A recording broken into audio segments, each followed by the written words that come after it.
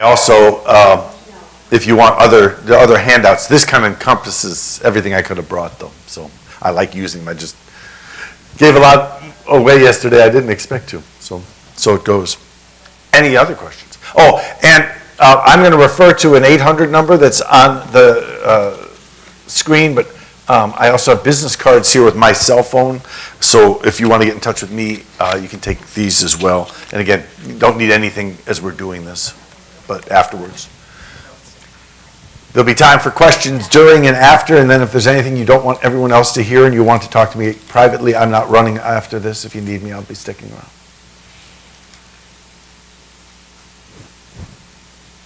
That's about it. Well, thanks for coming. It was great seeing you. Thank you for having us. Oh, you're welcome. You're welcome. Do you want to start by leading everyone in the Baruch? No. It's 5:45 for that. Yeah. We've got a little time. Yes. Sorry? I think they thought about 36 were signed up. Some are virtual. And listen, it's kind of like the high school 5-minute rule. You know, after 5 minutes, teacher's not there, you get to go. If they couldn't make it within the 5 minutes, and they can't say they got stuck by a train because we'd hear it. Well, but it's good that you came out. I appreciate it. And hopefully you'll be glad you did when I'm done.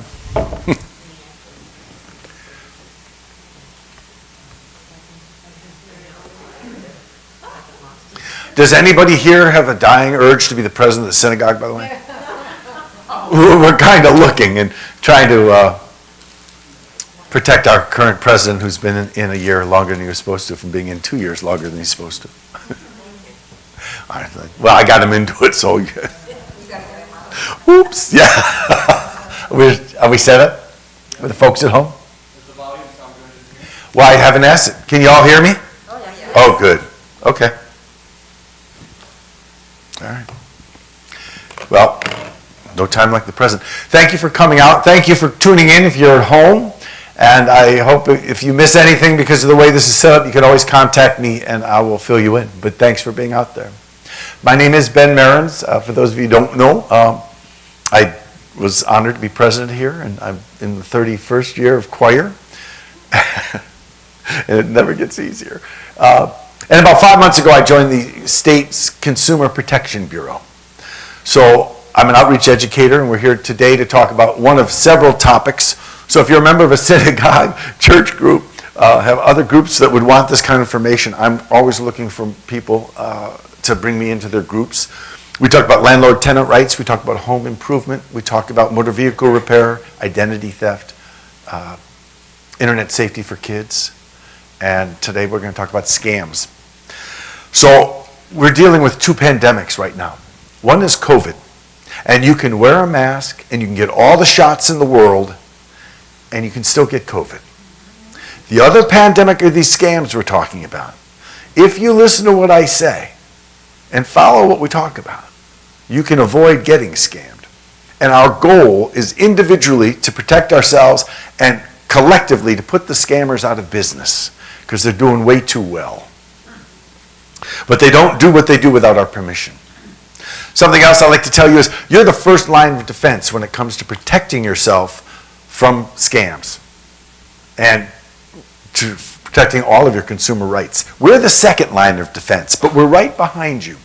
So, as I said, when you leave, if you take a business card, you can call my cell phone and get me, and I'll help you in any way I can.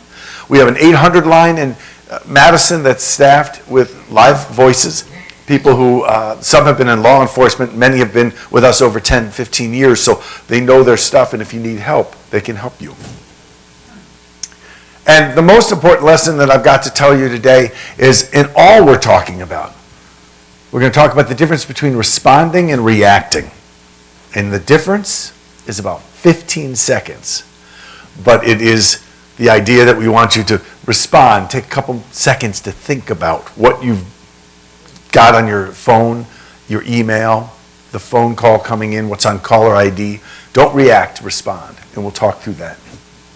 So to get started, I don't want to use a lot of numbers, and these are now pretty dated because they're federal 2021, but there were over almost 3 million fraud reports, $6 billion in total losses. These are low because all the numbers don't get reported to us. It's big business. Gift card fraud alone last year was $150 million. It's big business. Younger people report losing money more than older people, 2 to 1. It makes sense. They're online a lot more than we are. But us older folks lose money 3 times as much as the younger kids. We have more to lose. And if we're susceptible to getting taken, we get taken worse than the kids do. First lesson, and this was a little more important before the holidays, but it's important all the time. When we were kids, Grandma would give you maybe a quarter or a dollar or a $5 bill. That was a lot. It was a big gift. But we became a techno society, and people used plastic and credit cards. So they came up with gift cards. Not a bad idea, but gift cards are just that. They're only for gifts. You want to give somebody, a nephew, a niece, a grandchild, a friend, a gift card, that's a great idea. And you can give them $25 on that card for anything, or for a restaurant or a store. The problem has become that the bad guys have figured out the numbers on the back of your gift card. Once you have them, it's like giving me your credit card number.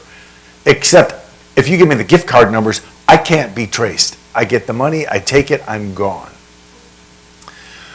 So there's a woman in Wisconsin. She has a Dalmatian, and she wanted a companion pup. So she found a Dalmatian breeder online. Unfortunately, she found a fraudulent Dalmatian breeder online. She didn't know it. She talked to the breeder. A couple weeks went by. An older man calls and says, I'm so-and-so's father. I understand you were talking to him about a dog. And she's like, yes, I was. He's like, well, he passed away in a car accident a couple weeks ago. That's why you haven't heard from him. And I'm trying to honor him by completing all the business that he had. And I can't give the dogs away, but I'm not going to make any profit. I just want to close up his business. So now, he's tugging at her heart, right? The son died. So, I'm running the business the way he did it because I want to honor my son. I don't necessarily agree with this, but he only accepted payment in gift cards. $6,900 later. And all the proof in the world, and she still believed the picture of that Dalmatian was real. And there were signs along the way. She gave $500 in gift cards for rabies shots for an allegedly 10-week-old dog. 10-week-old puppies don't get rabies shots. But this woman she got taken. Never, ever pay with a gift card. And if someone says, well, it's our corporate policy, and this will come up throughout the presentation as well, our corporate policy is this, and you respond because we're all little companies. We have revenues, incomes, expenses, and you say, my corporate policy conflicts with yours. So if that's the only way we can do business, we can't do business. And it's a matter of driving the communication direction from you to them. So pay almost no attention to the numbers on the right side of the screen. You may not see them online. That's okay. What's important here are the top 3 contact methods: phone, text, and email. So if you have a phone, anywhere you go, you are now potentially a victim because you're carrying your phone, your text, and your email everywhere you go. Some of you know Rick Aaron, who used to be a member up here, a dear friend of mine. When I call him and he does not answer, and I wait for his message, which I don't usually do, it says, hi, this is Rick Aaron, I'm not home right now, leave me a message, I'll call you back. My message to him, if I do leave it, is always, what do you mean you're not home right now? The phone's in your pocket and you're ignoring my call. And we laugh about it.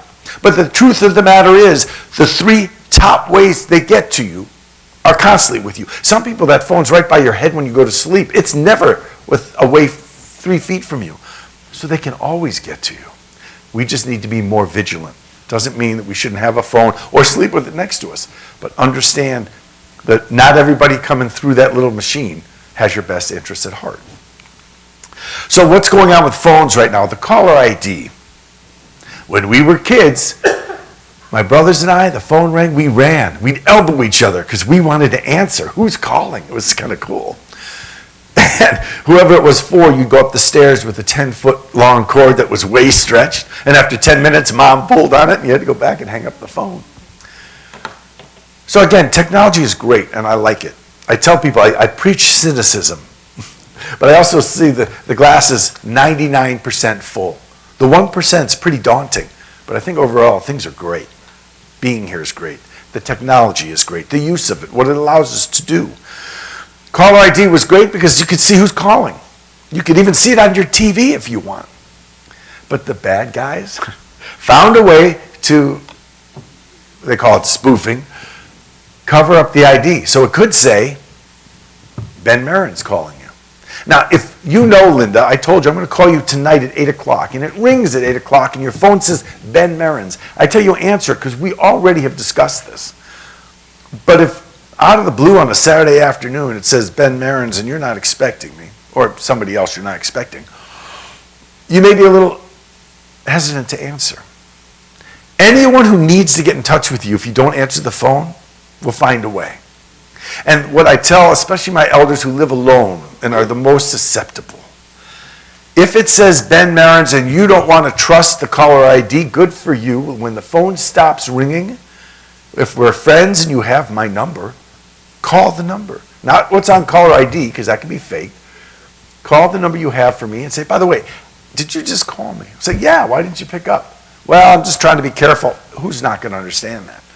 But it could also be, I didn't call you.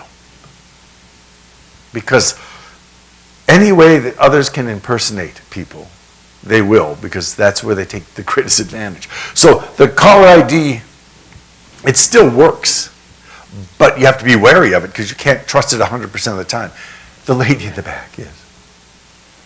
You know, I have contacts, and when the people call, Yeah. you know, it has their name. But sometimes, when the same contact, it says River Hills, or it says something else, is that the, I have Spectrum, is that the phone, or is that, how do you know? You don't. So with your phone, there are apps and there's technology in your phone to call block. I don't pretend to tell you all the details of this, but I do tell you, if you got your phone at the Apple Store, go to the Apple Store. If you got it from Verizon, go to Verizon. And ask the people who sold you the phone or the computer, what tools exist to block spam? And they're putting it on, and when they say, oh, you should update your phone, often it's because they found better ways to block. I don't know why that is. I just know that sometimes it's legit, other times it's not. Robocalls. Again, if you're a telemarketer, robocalls are great because you can get to a lot more people. And if it's legitimate, it's a great tool. But so often now, the robocalls are being used by political campaigns, which nobody wants to call and listen to, or people are trying to spam you. So they'll often say, if you don't want these calls anymore, push 7. Don't push 7. Hang up. If they ask, can you hear me? Don't answer. Hang up. If you answer and say hello, you're never going to be in any trouble. But if you engage with somebody you don't know, I've had people say, oh, I got this guy good. He called and I kept him on the phone for an hour. He didn't make any money on me. I said, no. You got that wrong. He got you to talk with him for an hour? That means you'll talk to him again. These guys are pros. If you give them enough time, they'll give you enough rope to hang yourself. I told the guy, I said, you should never do that. You may think you're pulling one over on him, but he's thrilled to get you for an hour. He'll take you for 2, because eventually he's going to take you for money, and you don't want that.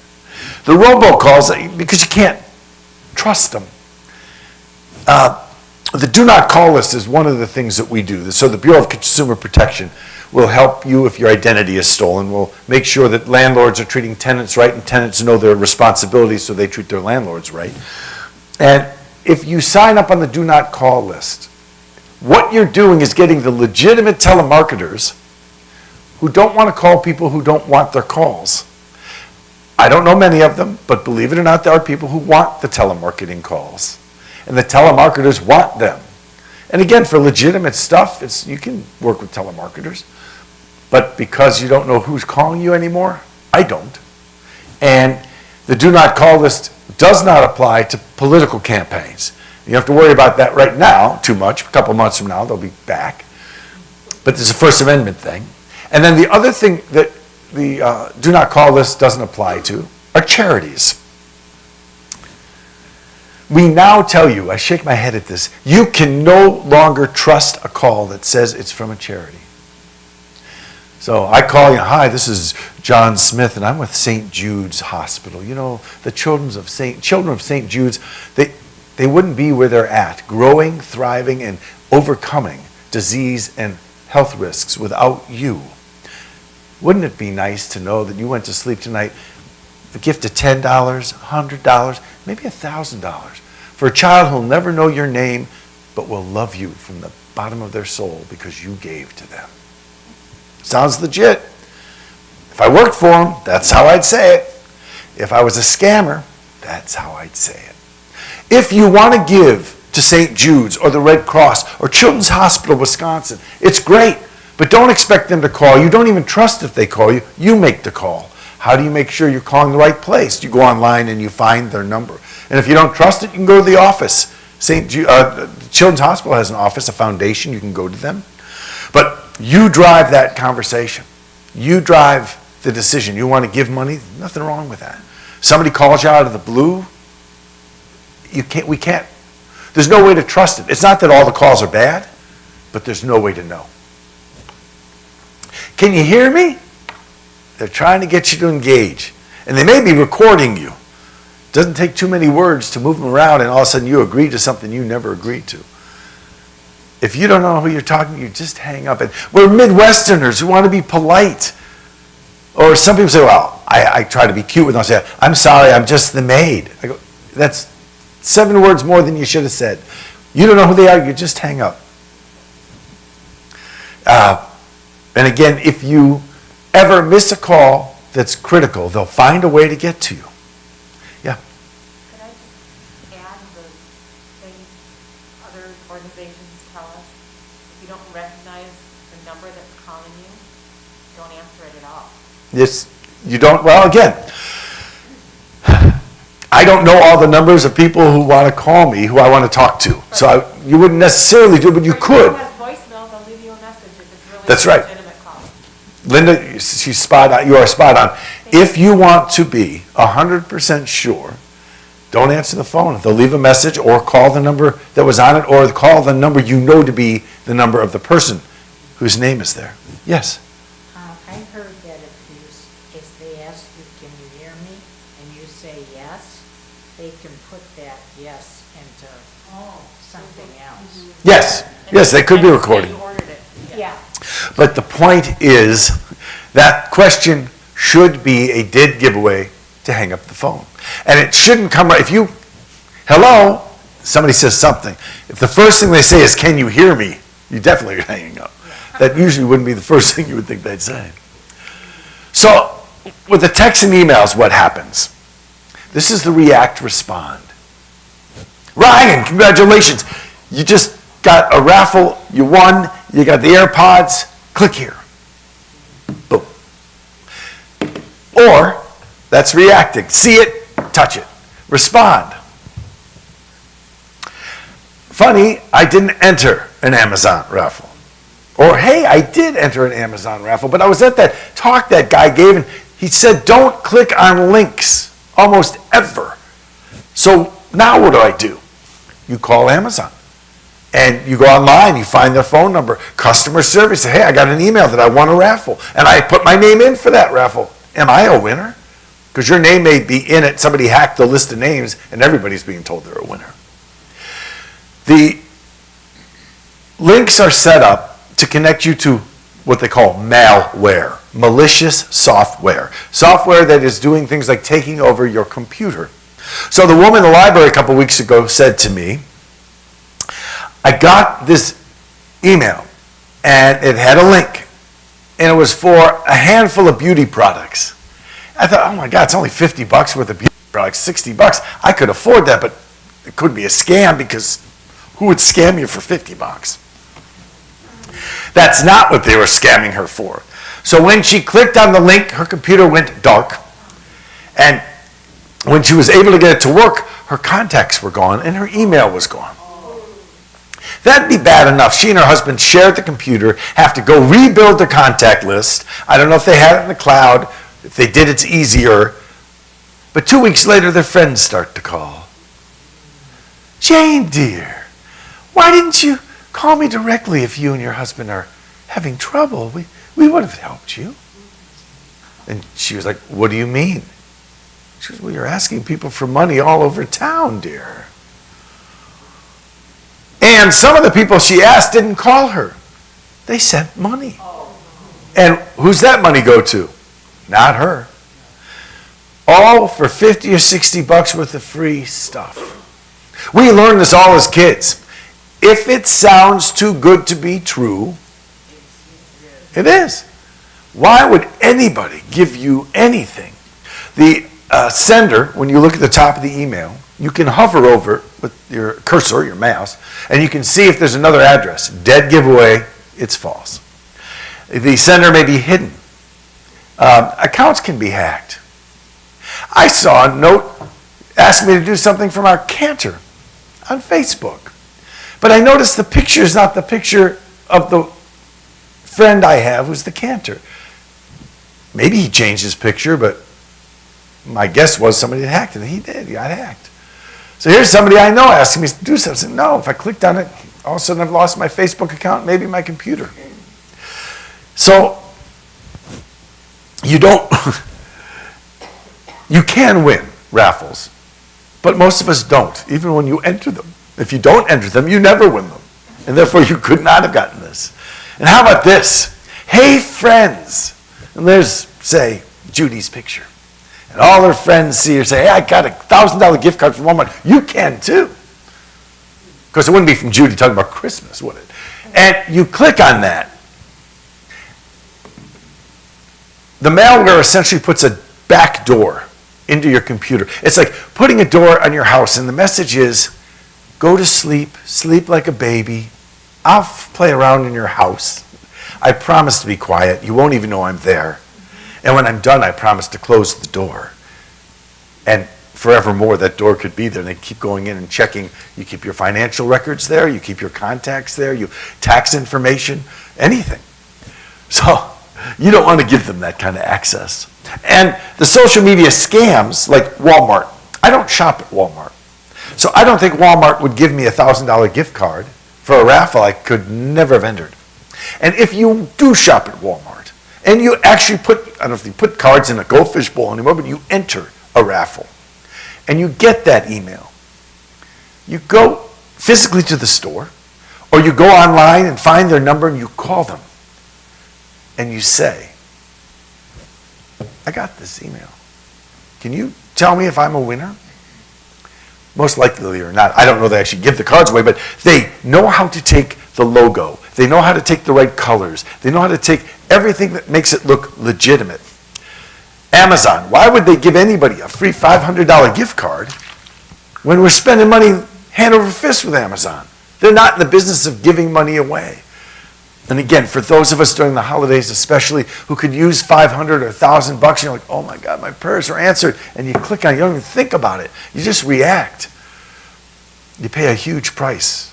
That's where that $6 billion of fraud we're talking about came from. People just, they reacted and they shouldn't have. I have had several instances where I never ordered something from Amazon. Right? And they'll send me something that it's coming. And I call the Amazon phone number and they'll say, and then they'll send me something, thank you for recording this, whatever, whatever. But they, I mean, I've had this more than once. Most often, those are scams. Oh, I know. If it's coming, it's coming. I know. I got a call today from a Verizon robot telling me there's been weird activity on my account. I just hung up. If it's really there, I'm going to find out. And it's not going to be a robot who's going to call me.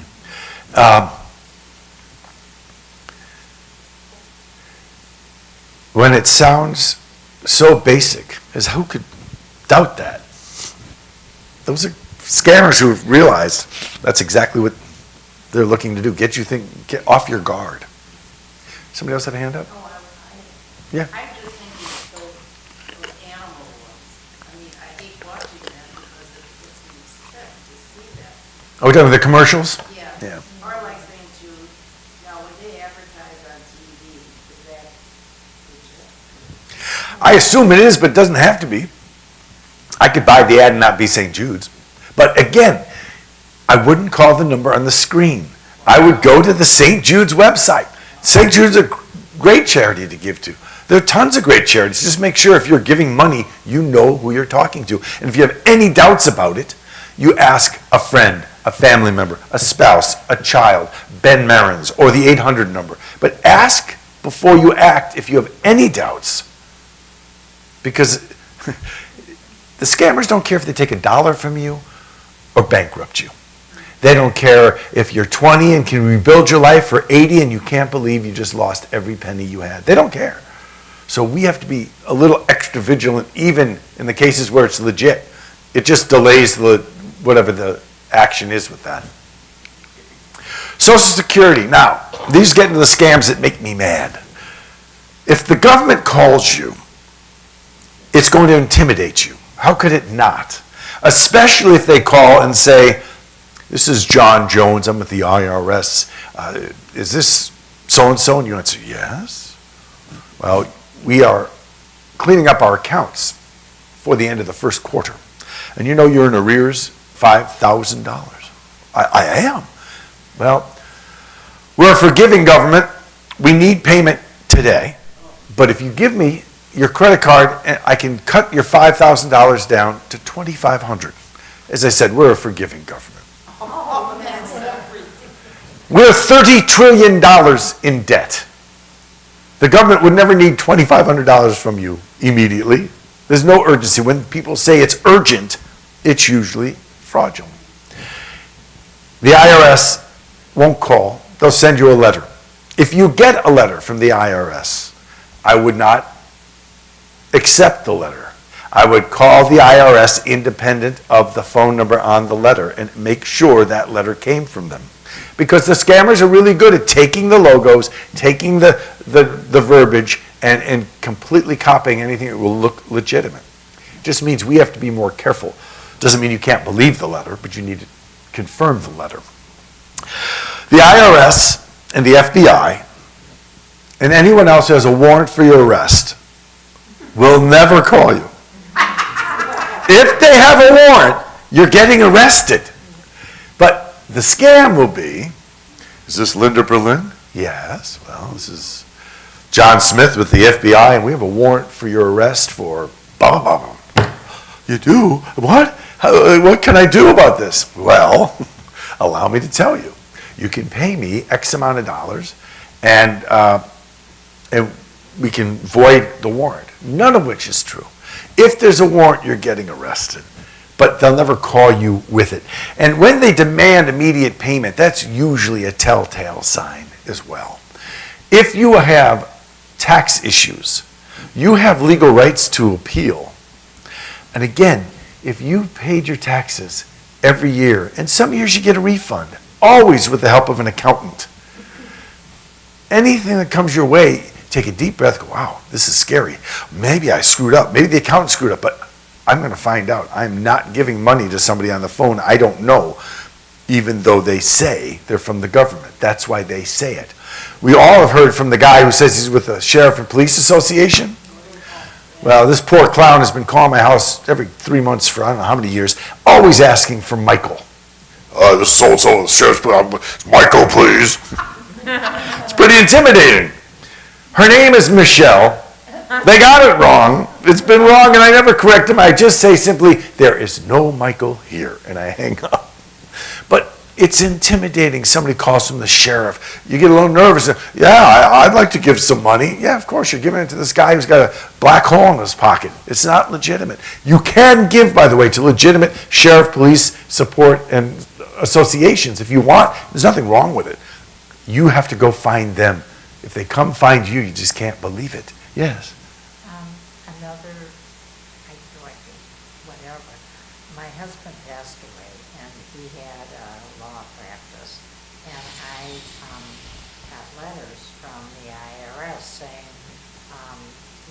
didn't pay taxes for this quarter. And I know I did, and I consulted with my accountant, and she said, yes, you did. And I kept getting these letters and getting these letters. And on the letter, it had, what they were looking for, and then it had spaces. So I wrote with a big red pen, the taxes have been paid. You are harassing me. I will report you if you do not stop this. And it finally worked. But they kept sending me letters and sending me letters. I don't think there's anything real wrong with what you did. I wouldn't have done it. I would just contact your accountant, have him check with the IRS. Once you've done that, you can call us and let us know that you're getting the letters, just because we like to chronicle and quantify all the scams out there. But any interaction with them shows that you'll engage, and you do not want to engage. Just because you say you've paid your taxes, leave me alone. It worked. Well,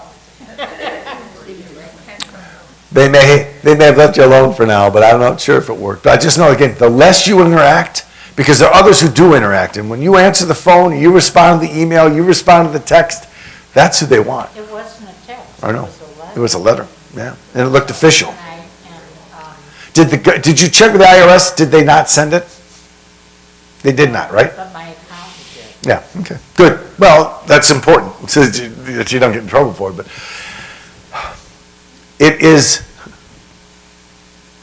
it's just trickier to be in the world today than it used to be. But it's better to be in the world today, because there's much more for us.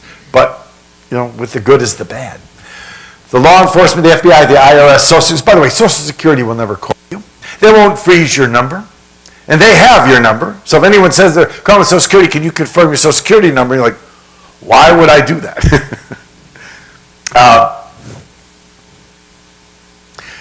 In our identity theft presentation, we talk a lot about this, but I put it out here because anytime somebody wants any of your personal information, your first question should be, why? Am I a little more ornery about this after 6 months on the job? Yes, I am. I went to buy, what did I buy? I bought something at the drugstore, and she asked for my age. And I looked at her and said, why do you need my birth date? She goes, we have to ask everyone. I think it was everyone who buys alcohol, we have to, ask you. And I kind of smiled at her. But I had that edge, like, what are you asking me for? I was in Cedar Grove, Wisconsin, which is northwest of here, about an hour. I talked to the people in the library, same talk we're having here. And on the way home, I was hungry. It was 7:30 at night. And on Main Street in Cedar Grove is a little place called Bada Bing Pizza. My wife's from New York, so Bada Bing made me laugh. So I thought, I'll check this place out. So I went in to get an Italian beef sandwich and go home. And she goes, okay, well, let's start with your phone number. I said, I don't live in Cedar Grove. I've never been to Cedar Grove. I doubt I'll ever be back to Cedar Grove. However, by the way, the sandwich is pretty good. I'd go back for the sandwich. I said, are you planning on calling me? She goes, well, no. I said, so why do you need my phone number? And she's looking at me and I said, by the way, I'm a consumer educator. I just spent an hour with some of your community explaining why you shouldn't just give any information away unless it's really important as a matter of habit. It won't kill you to take my phone number, but it's just not a good idea for me throwing it around. She goes, well, my boss likes everyone's phone number. I don't even know what he does with it. I said, well, we're sort of in an impasse. I'd like to buy a sandwich. I'm not giving you my phone number. If the only way we can do business is you have to have my phone number, I'm going to bada bing out of here. And she sold me the sandwich, right? She didn't need it. But it was just the idea that we want to ask why when they ask for information. Now, I went to the doctor today for a 6-month checkup. They took a credit card for a copay. They didn't have me fill out paperwork, but sometimes they do. And usually on it includes Social Security. And I don't put any of it, not even the last 4 digits. I put a line through it.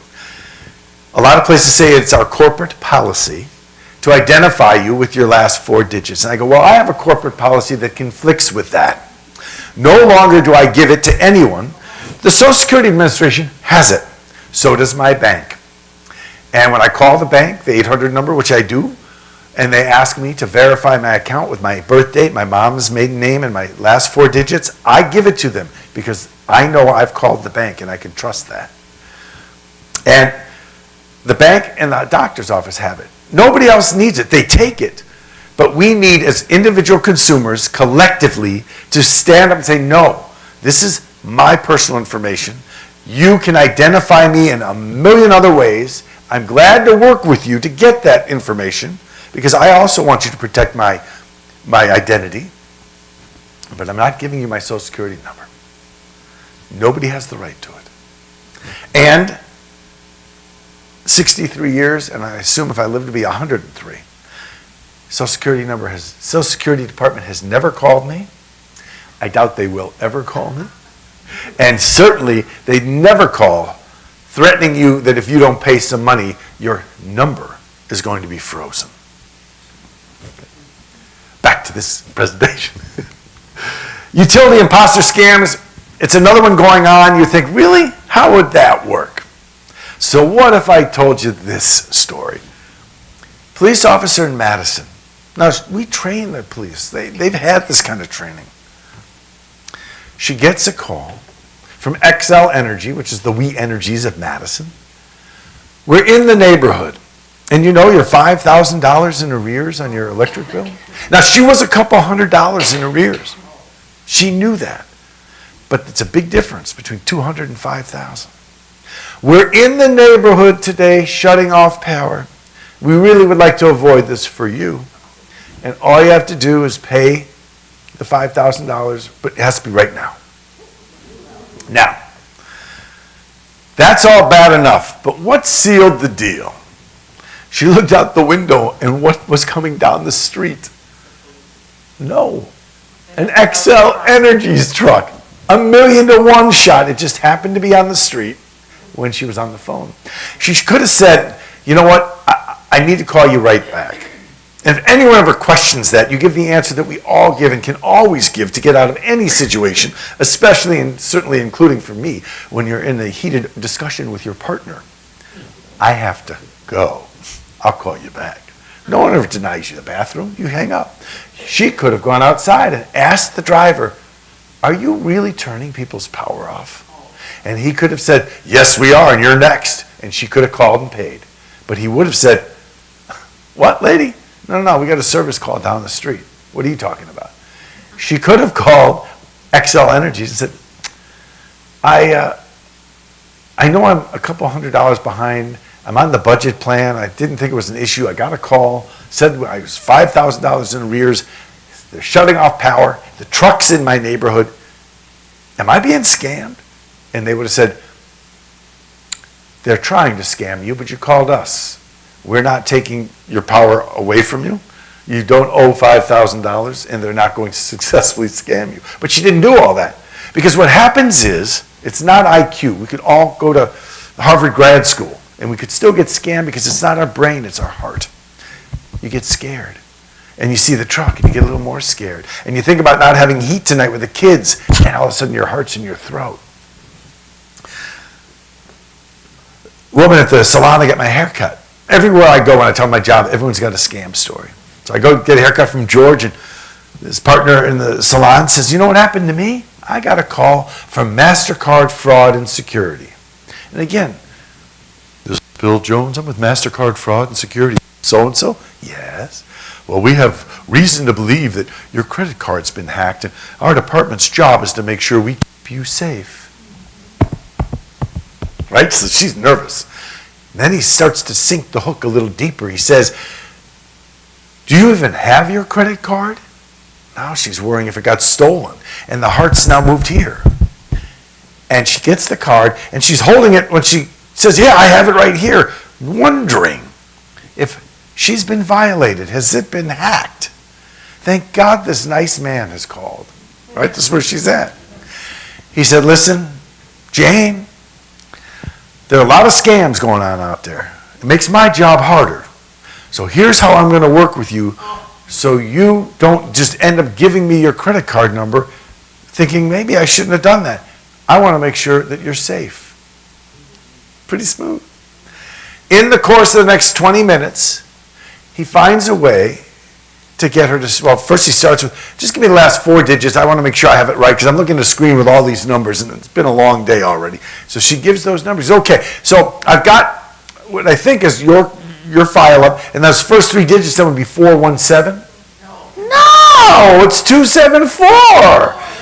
And he goes, oh, you know what? I told you, I'm looking at a screen with all these numbers. I'm so sorry. You're so patient. Thank you so much. I need to take a break. But I got to finish with you first. So let's wrap this up. So those middle digits are this? No.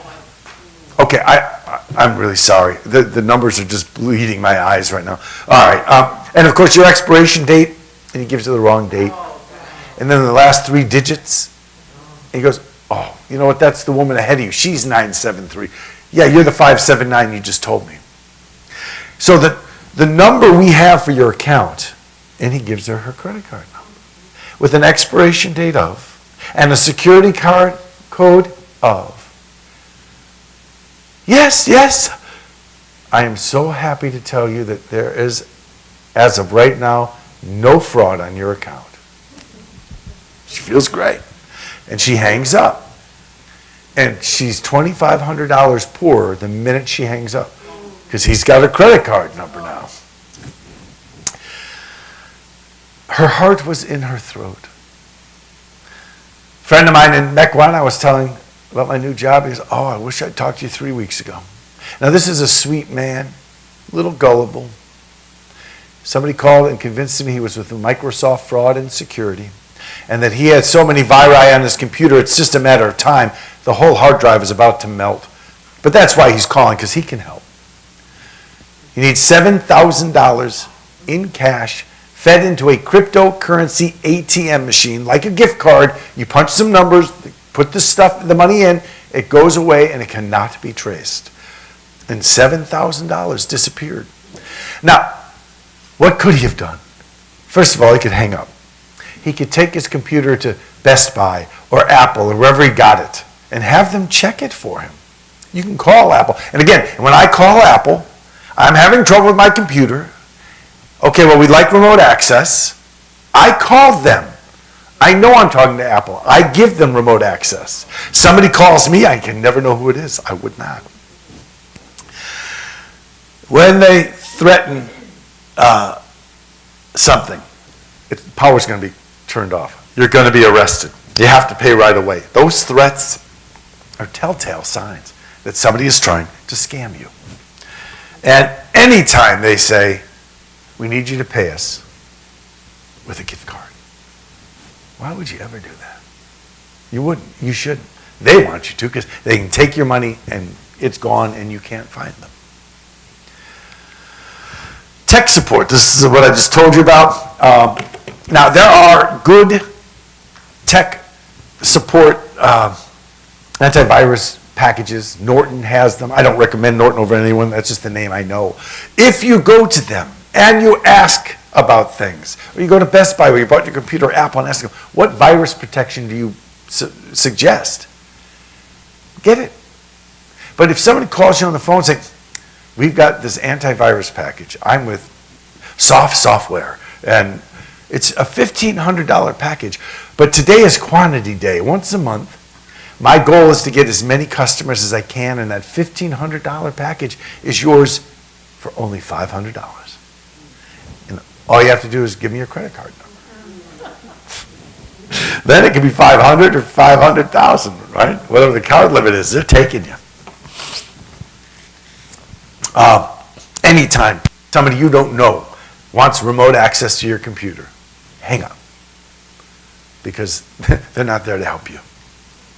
Yes? What if you order something online or on the phone? You know, you give your credit card information. If you make the call, or you go to Pets Plus and you're going to order cat litter and have them ship it to you, you did the contact. The flow of communication, whether it's email, text, or phone call, starts with you. That's the first step. Being sure that you're calling or emailing the correct and not faulty address. It's going to be somebody you've dealt with before or that you've gone independently online. So if you're dealing with Amazon and you go to Amazon.com, you can call their customer service number that's there. If you get an email from Amazon telling you to call, there will be another 800 number, but it will not be a legitimate 800 number. You know, the scam where you're somehow connected to a prince in Nigeria. So it's gotten better. Guy shows up at the library recently and he shows me the letter. This woman with 11 million pounds has months, maybe, or weeks to live. She did a genealogy check and the only person in the 7+ billion people on the planet who she's related to is this guy from tiny town Wisconsin. And there is, unlike the letter from Nigeria, this letter is written perfect English, the right kind of indentations, and there's a phone number for a barrister in London. And it all looks very legit. Except there's no way it's legit. So he showed it to me because I just thought I'd show it to you. I know it's not true. I said, no, it is not true. But it stepped the game up now. It's not some prince in Nigeria, it's a relative. And they found you through genealogy.com or whatever. So now it's starting to see, it could be believable. React, don't respond. Respond, don't react. React, oh yeah, I'm calling this guy. I'm getting 11 million pounds from a stranger I've never met who's dying in 3 weeks. And they found me. Yeah. So I had an experience where I had a brother printer, and I was having trouble with it communicating with my computer. So I looked up the number for brother on my computer and called it, and they wanted me to screen share with them, and it just made me feel a little uncomfortable. And I said, okay, and they started to say, open this, open that. And I said, I've got to go. I have somebody at the door. I'll call you back. I went back and looked. I just called the first number when I did the search for brother. I just called the first number that came up, and it looked legitimate and everything. But as I went further down, I found my brother.com. Right. And this was brother. I'm glad you mentioned that because I didn't say that yet. You want to go and make sure you're contacting the business's website. You can't necessarily trust what you see on the internet on that list. You want to make sure that you've checked through and seen if there's more than one brother in that case. And if you're not sure and you don't want to give your remote access, you can take the computer and the printer to a store. It still works to get in the car and go do it. It's more of a hassle, but you can do it. I would think that a techie wouldn't want remote access first. I think they say, did you do this and this? Oh, no, I didn't do that. Well, let's try that before we go too deep into this. It's a quick fix, and their job is to fix it and move on, if they're legit. But if they right away want remote access, for what? Maybe you just, you want to make sure I turn the power on. Oh, that's what that button is.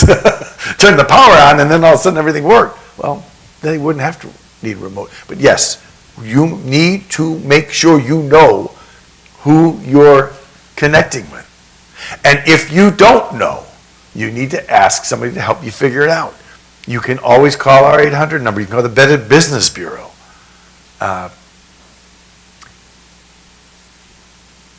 But again, that just makes that much trickier. But I'm glad you thought to hang up, or we'd be having a different conversation. When I reached the real brother, Yep. and they said, I'm so glad you got off the phone with them. This happens all the time. Because real brother wasn't until about the third. Did Real Brother need you to give remote access, or did they tell you how to fix it without? They did not. They did not. They did not. Okay. They couldn't fix it, but they did not. They never asked for remote access. Okay. Well, you're being great and patient, and time is clicking, so I'm going to click through a couple things and then, again, stay for questions if you want. Thank you. Thank you for coming. So, this would be the worst scam, but it's not. It's my second worst scam. So, how does the romance scam? And it hits young people too. But elders, you're alone, spouse passed away, COVID, you're home. So you're online and you're meeting people because that's what we do. The romance scam is what we call a long con. They connect with you somehow. And again, the more you put on social media, the more you're opening yourself up to somebody who you don't know treating you in a way that you wouldn't want them to because they know about you because you told them about you. In a short period of time, this scam has the person telling you how much they love you and how much they can't wait to be with you. However, they're in the service, out of the country, in prison, or unable to travel to see you right away because they're caring, and they drop this in for an elder relative. So time goes on. Discussions are made, plans are made. Love is discussed. And then you get the call. You know,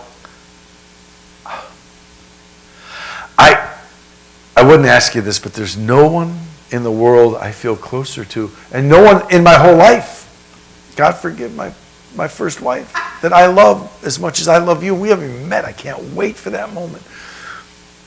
But I'm coming to you with a really heavy heart because my uncle I told you about, you know, he's got this, and he needs a surgery, and it's $50,000.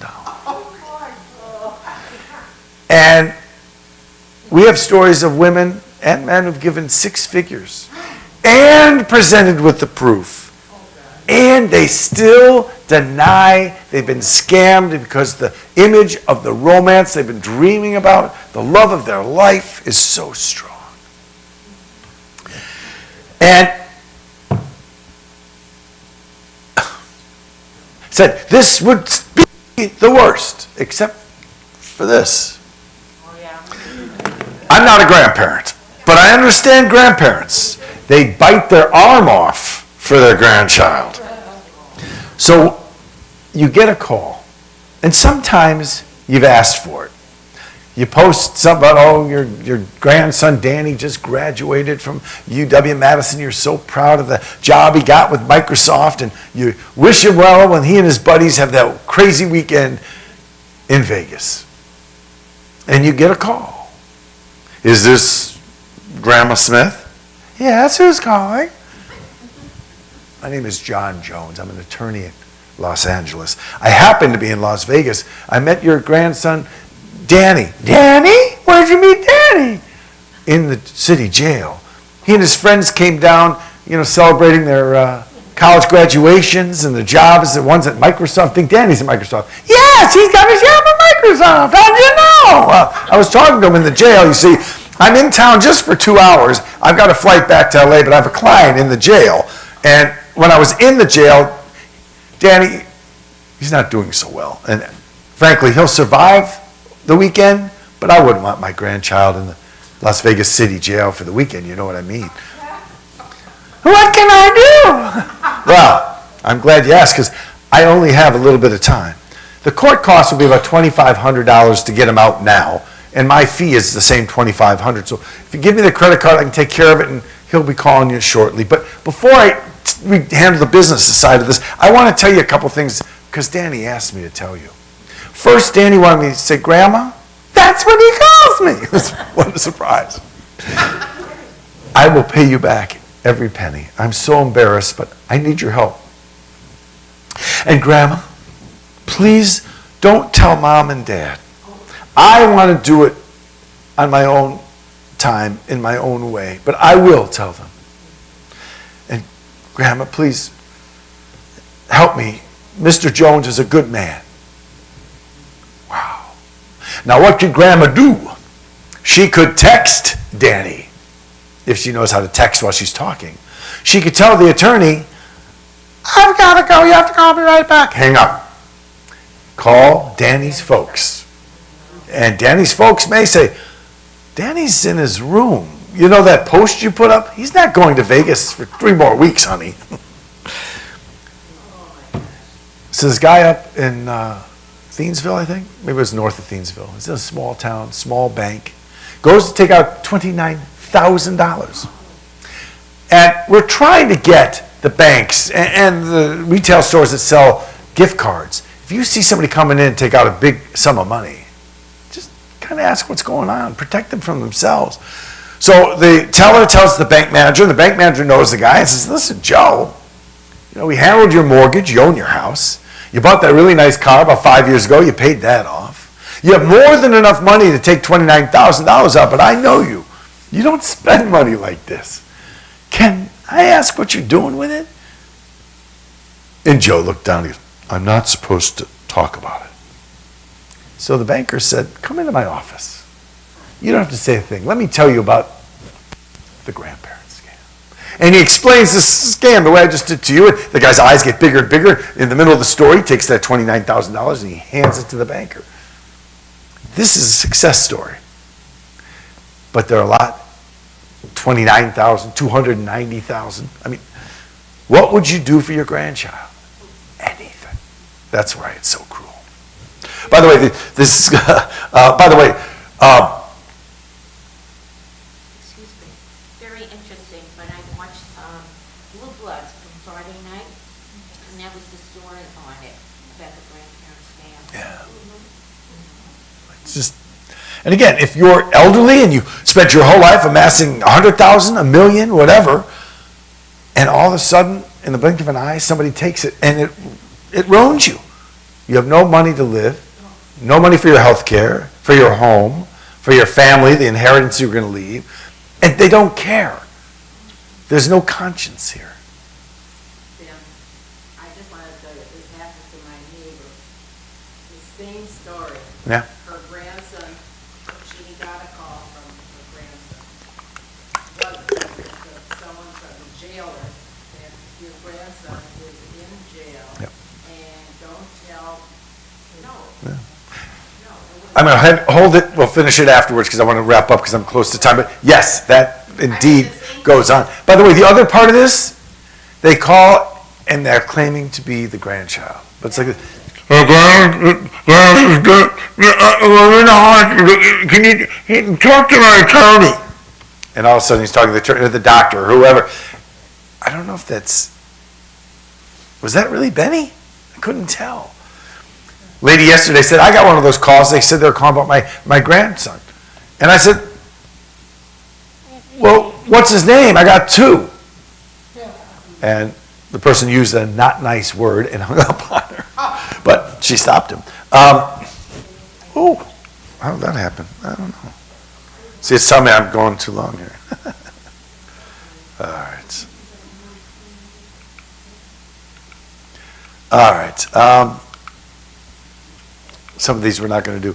Grandparents, so the check over payment scam, again, my neighbor, and then I told about my job. He was selling his BMW convertible for $25,000. Nice price, used car, market price. Got a check for $35,000. He called the guy. He said, Joe, I got the check, but we agreed on $25,000 for the car, and I'm happy to sell it to you. But you sent me a check for $35,000. That damn secretary, I can't believe they did this again. I'm going to have to fire them. Oh, it's the fourth time they've done this. They can't read. Listen, I can't go back to the secretary and have you get a new check, and I want to get the car. So do me a favor. Bank the check. Put a check today in the mail to me for $10,000, and it'll just smooth things out. Now, my neighbor knew not to do this. He put the check in the bank to see, but he knew it was going to be false. The guy called 2 days later. I haven't gotten my check. What's going on? So now the scammer is pushing my neighbor. He says, if you don't get that check to me in the next 3 days, I'm calling my attorney. So my neighbor said, please don't call your attorney.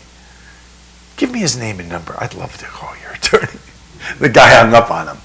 But this goes on. And again, nobody is sending checks out for substantially larger amounts than they owe. People who have a lot of money have it because they would never do that. Most of us don't have a lot of money, so we certainly wouldn't be doing that. And this is a very successful scam.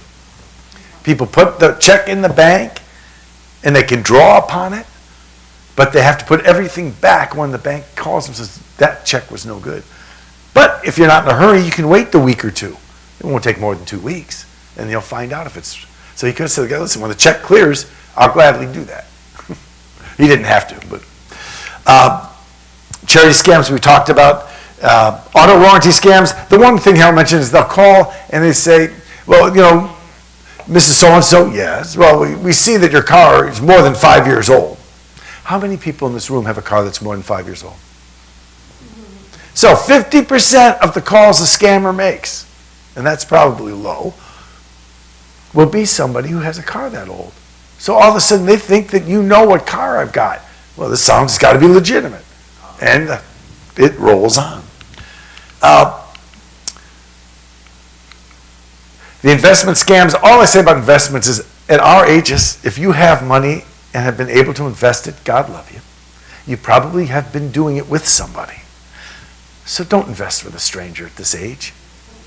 If you're 20, you shouldn't. But at our ages, my God, you would not want to trust somebody. And you probably, if you're 60, 70, or 80, you're not thinking about getting into bitcoins and cryptocurrency. Not that they're not legit, but why would you start with something new and riskier at our ages? You probably wouldn't. But if you did, you would do it with a friend, someone you've worked with, a known quantity.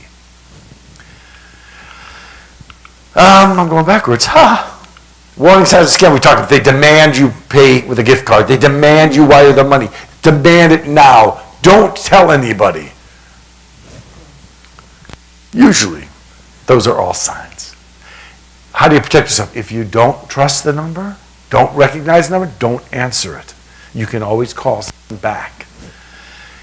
If you want scam call blocking and you don't know how it works on your phone, call your phone company or your cell phone provider or the store where you bought the phone. They all know how to help you, and they'll gladly do it. There are apps you can download. How do you know which ones to get? Go to the place that sold you the computer or the phone. They'll tell you. Not some stranger calls you on the phone and says, I can help you. He could or she could, but they also may not. You don't want to ever verify over the phone information over the phone when the call came to you. If you've made the call, it's a different story. You assume when you make the call, you know who you're calling. But that's also make sure you do know that. If you're a victim of a scam, it happens. It's not IQ. It's not a test that you're stupid. It just happens. Can it be fixed? It can be. We returned $11 million to consumers last year. Drop in the bucket, though. So you can call, if something happens to you, me, our 800 number, the local police, the Better Business Bureau, your bank. But you don't have to suffer in silence. Yeah. I'm so naive, and I've gotten a couple of emails that look funny to me, and so since I don't know, I would go to my husband, drive to his office, say, is this for real? He goes, no, Bonnie, it's a scam. Right. I said, how do you know that it's a scam? He says, I just do, which isn't helpful to me, but once he was out of town, I got something from Apple, and I wanted to give them the information, but I couldn't remember my password because I'm stupid. No. And so I went to Apple and I said, is this for real? And they said, no, it's a scam. I said, sure. He says, this is what a real Apple email looks like, and this is what you got. So, but after today, I feel like I'm never clicking on anything. No, you shouldn't, but you should confirm it. So you did, you confirm with Apple, and that's exactly the right thing to do, because they can make the emails look exactly like Apple's emails. It's not impossible to get. I see, 1 second. There's something else I was going to say to you.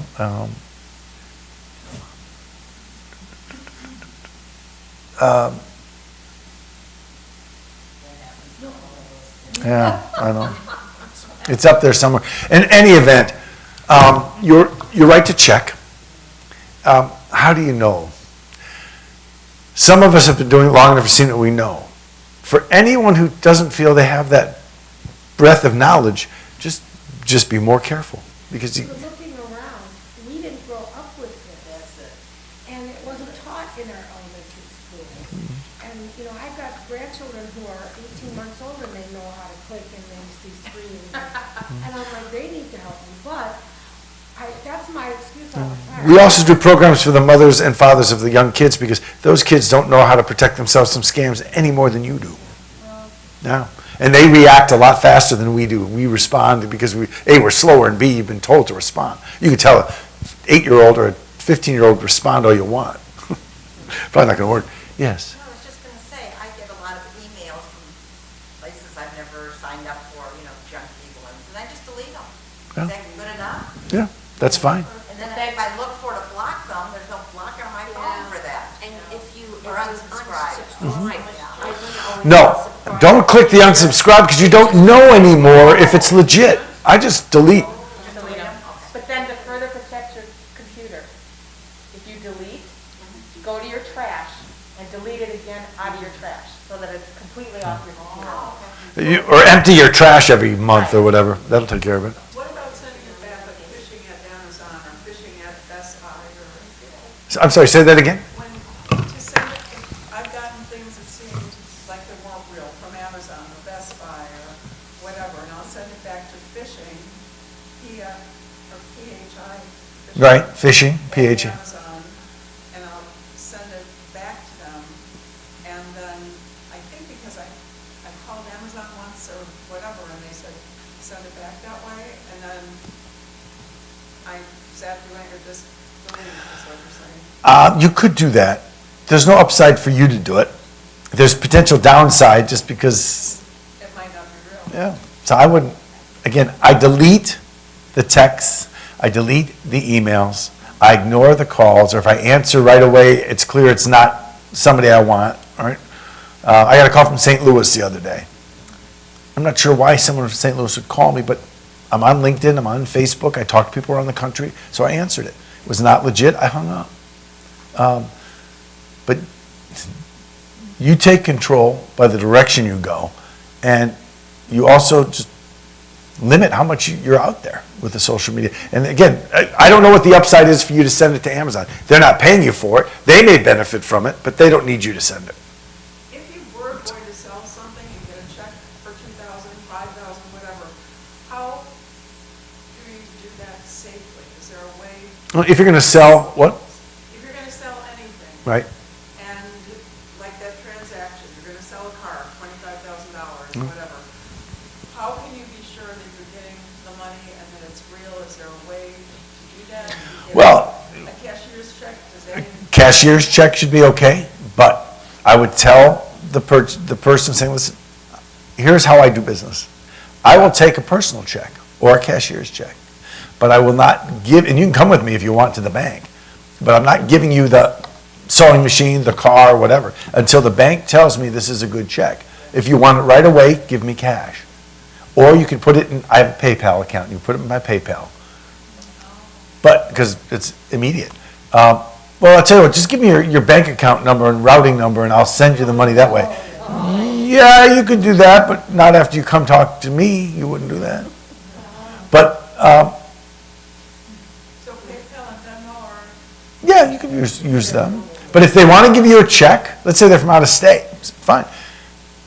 Just so you know, the bank has to tell me the check is good before I will send you the material. If that's not acceptable to you, then we have a problem. But I can't take the check and not know it's good and send you something. I'm not allowed to do it. I tell people, I live in a little corporation. I'm not the CEO. She is. And I don't want to go home and tell the CEO, oh yeah, I took a bad check and gave away our our second car. It turned out the check bounced. I don't want to tell my CEO that. I'd rather tell the person who I'm doing business with, my company has rules. If the check isn't cleared, I can't give you the, that's how I do business. I have to be careful. And if they're legit, they'll respect it. It's a week or two. If they're not legit, they'll run like crazy. Yes? I have a friend whose father-in-law died. The mother-in-law got a call from the bank manager. We need your help. We're having a problem in the bank. Could you take out $5,000? Meet me in the parking lot. Your sons, Bob and John, I just got off the phone with them. They said it was okay. How did the scammer know that she had sons, Bob and John? It was just in the obituary. Sure it was. 2 weeks before. Obits are really important. It's the last time most of us get written about in our lifetimes. But the scammers now know the lineage of the family, maybe what caused the death, long or short, that you're a supporter of the North Shore Animal League and Esperanza Unida, whatever you're, right? Because it's all in your obit. A bank manager saying, bring $5,000 to the parking lot of a bank? Oh my God, how ridiculous is that? But you're in the throes of grief. You're exhausted, you haven't rested. And your son said. Your son's name. Say, okay, well, I'll tell you what, let me call you right back. Hang up and call your son, so say, what? Don't you dare, mother. But sounds pretty good. And again, it's not us today sitting here healthy, wealthy, and wise. It's someone in the throes of grief, the trauma of losing a spouse. You're not thinking clearly. The answer isn't to shut yourself off from the world. It's to surround yourself with those who can do the heavy lifting until you're ready to do it again. They're not going to call you 6 months after the funeral. They're going to try to get you 6 days after the funeral. Yeah. Ooh. Yes? You have robocalls, and then nobody answers. And if you have an answering machine, your answering machine answers the robocall. So then they know that somebody. They know there's a machine, but they know you're screening the call. The robocalls don't usually leave you messages. You'll hear a click. But what I'm saying is then a lot of times they'll call and you'll get a call a few minutes later because it answered, and you'll get another call. I wonder if you should have an answering machine. Yes. They go in and block that caller.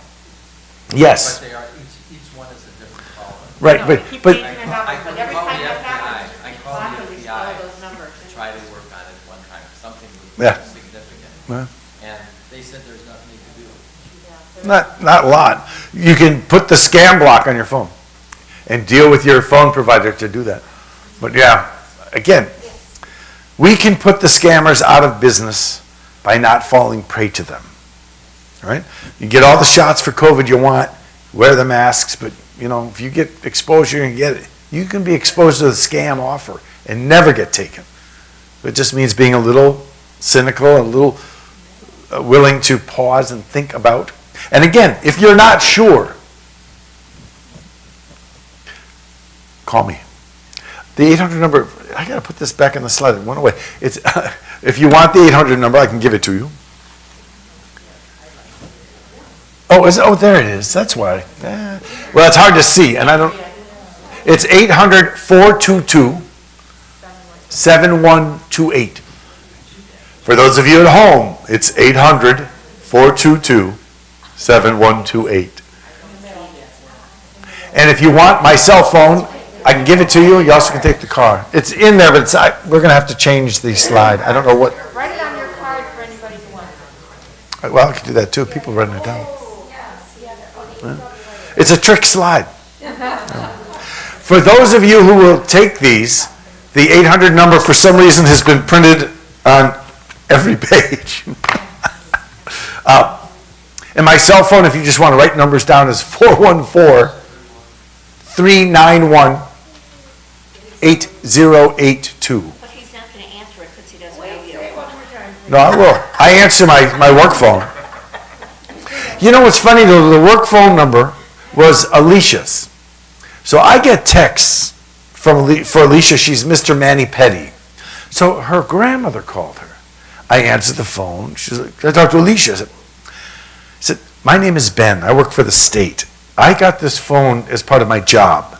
Alicia doesn't have this number anymore. You may want to let her know I'm getting calls. Do you know she's missed several Manny Petties? And she goes, that sure sounds like Alicia.